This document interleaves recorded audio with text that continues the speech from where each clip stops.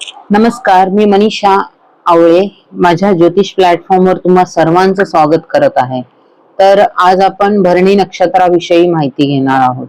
भरणी नक्षत्राची वैश्विक शक्ती अपभरणी शक्ती म्हणून सुद्धा ओळखली जाते। याचा अर्थ जलाच्या माध्यमातून गोष्टी दूर नेण्याची शक्ती। समुद्रातील प्रबळ लाटांप्रमाणे ही शक्ती आपल्या आयुष्यातील काही गोष्टी, परिस्थिती, नातेसंबंध किंवा अनुभव आपल्या पासून दूर घेऊन जाते आणि त्यांना पुढील प्रवासाकडे वाहून नेते। ही शक्ती अपभरणी शक्ती भरणी नक्षत्रामध्ये आहे। तर ही शक्ती आपल्याला जीवनातील आसक्ती, मोह, अपेक्षा सोडून देण्याची प्रेरणा देते। अनेकदा आपण काही व्यक्ती, वस्तू, नाती, परिस्थितींशी इतके घट्ट बांधलेले असतो की त्यांना सोडून देणं आपल्याला असह्य होतं। परंतु भरणी नक्षत्र आपल्याला काय शिकवते की जीवनाच्या नैसर्गिक प्रवाहाशी एकरूप व्हावे, त्यांच्या विरोधात जाऊन भूतकाळाला धरून बसू नये।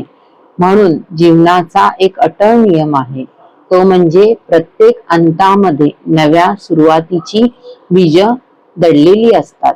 एखादी गोष्ट संपते, एखादं नातं तुटतं, तेव्हा जीवनातील एखादा टप्पा पूर्ण होतो, तेव्हा त्याच क्षणी जीवन शक्यता आपल्याला प्रतीक्षेच्या दारात उभी करते। त्यामुळे समाप्ती ही फक्त केवळ हानी नाही, तर ती परिवर्तनाचा एक मोठा टप्पा असते। तर भरणी नक्षत्र याची जी देवता आहे ती यमराज आहे, जे मृत्यू, परिवर्तन, जीवनाच्या मर्यादांचं प्रतिनिधित्व करतात। परंतु इथे एक गोष्ट लक्षात ठेवली पाहिजे की भरणी नक्षत्राचं जे प्रतीक आहे ते योनी किंवा गर्भाशय सांगितलं गेलं आहे, जे जन्म, निर्मिती, नवीन जीवन याचं प्रतीक म्हटलं जातं। यामध्ये एक अतिशय आणि खोल भाग म्हणजेच आध्यात्मिक जो मेसेज आहे तो यामध्ये लपलेला आहे, तो आपल्याला ओळखता यायला हवा। तर यमराज हे मृत्यूचं प्रतिनिधित्व करतात, जिथे योनी नव्या जीवनाची सुरुवात करते। म्हणजे यमराज मृत्यूचे कारक, तर योनी जिथे आहे तर योनी आपल्याला नवीन जीवनाची सुरुवात दर्शवते। याचा अर्थ असा की मृत्यू आणि जन्म हे परस्पर विरोधी नाही, तर एक अखंड चक्राचे दोन अविभाज्य भाग आहे। भगवद्गीतेमध्ये भगवान श्रीकृष्णांनी सांगितलं आहे की जसा मनुष्य जुनी वस्त्र टाकून नवी वस्त्र धारण करतो, त्याचप्रमाणे आत्मा जुने आणि निरुपयोगी शरीर सोडून नवीन शरीर धारण करतो। याचबरोबर श्रीकृष्ण म्हणतात की भौतिक जीवनातील सुख आणि दुःख यांची तुलना ऋतूंच्या बदलांशी करतात। जसे ऋतू बदलतात तसेच जीवनातील परिस्थिती, अनुभव, आनंद आणि वेदना देखील बदलत राहतात। कोणतीही अवस्था ही कायमस्वरूपी नसते। तर भरणी नक्षत्र आपल्याला तात्पुरत्या दुःख, हानी आणि विरहाच्या पलीकडे पाहण्याची दृष्टी देणारं नक्षत्र आहे। जीवनाच्या नैसर्गिक प्रवाहाला अडथळा निर्माण करणाऱ्या भूतकाळातील आठवणी, पश्चाताप आणि आसक्ती यांना घट्ट धरून बसू नये असा मेसेज देण्यासाठी आलेलं हे भरणी नक्षत्र आहे।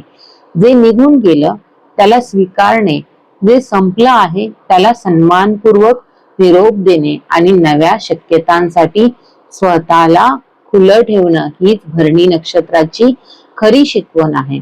भरणी नक्षत्राचा सर्वात खोल मेसेज काय आहे, तर मृत्यू, समाप्ती आणि बदल यांचा स्वीकार केल्याशिवाय जीवनाचं खरं सौंदर्य अनुभवता येत नाही। तर विरोधाभास असा आहे की आपण अंताला स्वीकारतो तेव्हाच आपण खऱ्या अर्थाने जगायला शिकतो। त्यामुळे भरणी नक्षत्र हे पौराणिक कथांनुसार यमराज हे मृत्यू अनुभवणारे पहिले जीव होते। त्यांनी मृत्यूचा अनुभव घेतला होता, त्यानंतर ते पुनरुत्थानाचे प्रतीक बनले। त्यामुळे यमराज आणि भरणी नक्षत्र हे जीवनातील सर्व प्रकारच्या समाप्ती, परिवर्तन आणि रूपांतरणाचे प्रतिनिधित्व करतात। हे बदल अनेकदा आपल्याला कठीण वाटतात, तरी जीवनाचा प्रवाह संतुलित, सुसंवादी ठेवण्यासाठी ते आवश्यक आहे। तर भरणी शब्दाचा आणखी एक अर्थ असा आहे की जलप्रवाहासोबत वाहून जाणे किंवा जीवनाच्या प्रवाहाला आपण स्वतःला अर्पण करणे असा भरणीचा अर्थ आहे. भरणी नक्षत्र आपल्याला शिकवतं की जीवनातील खरं सामर्थ्य हे फक्त त्याग, संयम, धर्मनिष्ठेमध्ये नाही, तर त्या सर्व गुणांना करुणा, प्रेम, समजूतदारपणाची जोड तरच ते खरं सौंदर्याने फुलू शकतं. म्हणून भरणी नक्षत्राचा जो शेवटचा मेसेज असतो तो काय असतो, तर धर्माचं पालन करा परंतु हृदयाची दारं बंद करू नका, न्यायप्रिय राहा परंतु करुणा गमावू नका आणि तत्वांशी निष्ठावान राहा परंतु माणुसकीला कधीही विसरू नका.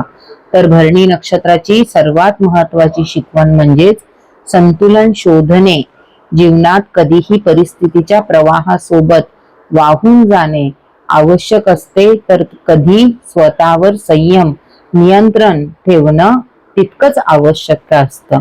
त्यामुळे दोन्ही टोकांमध्ये योग्य संतुलन साधलं तर भरणी नक्षत्राचं खरं तत्वज्ञान समजतं. त्यामुळे बऱ्याच भरणी नक्षत्राच्या व्यक्तींमध्ये किंवा ज्यांच्या कुंडलीमध्ये भरणी नक्षत्रामध्ये ग्रह असतात, मुख्य ग्रह, त्या व्यक्तींमध्ये कायम दिसत आलेलं आहे की ह्या व्यक्ती दोन टोकांच्या प्रवृत्ती ठेवणाऱ्या असतात. जसे विशेषतः शुक्र आणि गुरु यासारखे ग्रह जर भरणी नक्षत्रामध्ये असतील तर ह्या व्यक्ती कोणत्याही मर्यादा किंवा सीमांशिवाय जीवन जगण्याकडे झुकणाऱ्या असतात. ह्या व्यक्ती भावनांच्या, इच्छांच्या किंवा संबंधांच्या प्रवाहात इतक्या वाहून जाऊ शकतात की आवश्यक सीमा निश्चित करणं यांना कठीण जातं. तर दुसरीकडे काही व्यक्ती इतक्या तत्वनिष्ठ, जबाबदार, कर्तव्यपरायण बनतात की त्या सतत काम करत राहतात. त्या स्वतःला विश्रांती देत नाहीत, सतत तणावाखाली राहतात आणि जीवनातील आनंद अनुभवण्याचे विसरून जातात. अशा व्यक्ती सतत काहीतरी साध्य करण्याच्या धडपडीत असतात परंतु स्वतःच्या मानसिक आणि शारीरिक विश्रांतीकडे दुर्लक्ष करतात. याच कारणामुळे भरणी नक्षत्राशी संबंधित असंतुलनासाठी एक अत्यंत सोपा आणि प्रभावी उपाय म्हणजेच यांनी झोपण्यापूर्वी काही मिनिटे श्वसनाचा सराव करणे अत्यंत आवश्यक आहे. श्वसनामध्ये व्यक्ती पूर्णपणे शरीर शिथिल करून मृत शरीराप्रमाणे निश्चल अवस्थेत पडून राहते. हे प्रतिकात्मक दृष्ट्या अत्यंत अर्थपूर्ण आहे कारण यमराज हे मृत्यूचे अधिपती आहेत आणि झोप ही देखील एका अर्थाने दैनंदिन जीवनातील सूक्ष्म मृत्यूच आहे. झोपेच्या अवस्थेत आपण काही काळासाठी बाहेरच्या जगापासून आणि स्वतःच्या जागृत जाणीवेपासून स्वतःला दूर ठेवतो.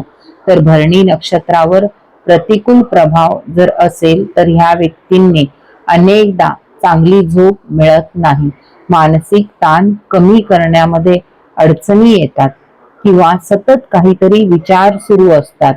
विशेष म्हणजे शनी किंवा इतर कठोर ग्रह जर भरणी नक्षत्रामध्ये असतील तर ही प्रवृत्ती अधिक स्पष्टपणे दिसून येते. भरणी नक्षत्राविषयी जर तुम्हाला आणखी जाणून घ्यायचं असेल तर तुम्ही तुमचे कुंडलीचे विश्लेषण माझ्याकडे करू शकता. माझ्या नंबरवर तुम्ही मला संपर्क करू शकता. धन्यवाद.